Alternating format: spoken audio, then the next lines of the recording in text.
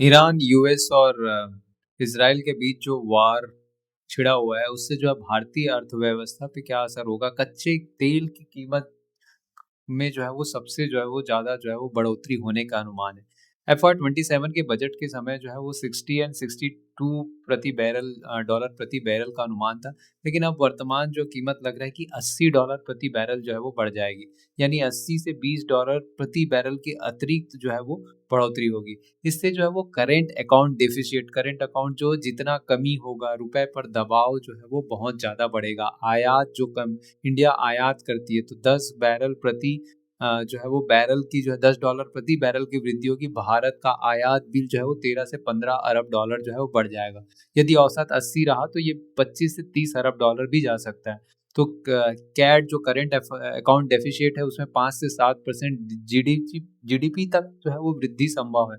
अधिक डॉलर की मांग और रुपया जो है इससे कमजोर होगा। रुपए की कमजोरी का जो है वो अगर रुपए गिरा तो आयात और महंगा होगा, महंगा आयात होगा तो करंट डेफिसिट बढ़ेगा, और यहाँ पे एक जो है वो विशियस साइकिल बन जाता है, कठिन हो जाता है।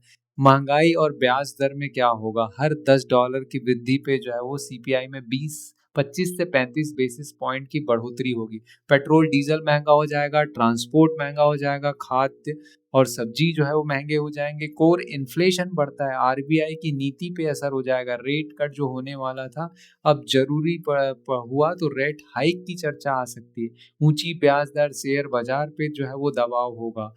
यहाँ पे से जो है वो निवेशक जो है वो निकल सकते हैं और ज़्यादा एफआईआई की सेलिंग आ सकती है।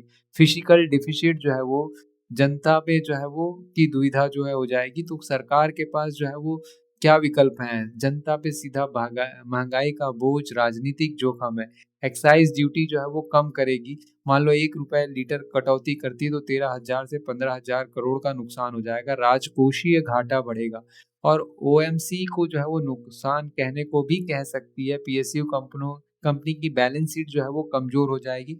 निवेशकों का जो है विश्वास जो है वो घट जाएगा। ऑयल मार्केट कंपनीज में इम्पैक्ट जो रहेगा, इंडियन ऑयल का, भारत पेट्रोलियम, हिंदुस्तान में जो है वो यहाँ पे मार्जिन का दबाव रहेगा, बैलेंस शीट जो है दबाव में रहेगा। एविएशन सेक्टर में इंटरग्लोब एविएशन में जो है अगर दबाव रहेगा, क्योंकि बैरल अगर बढ़ गया ईंधन का लागत जो है प्रति बैरल, तो बहुत paint, chemical, tyre company, Asian paint, SRF, इनमें जो है वो दबाव रहेगा।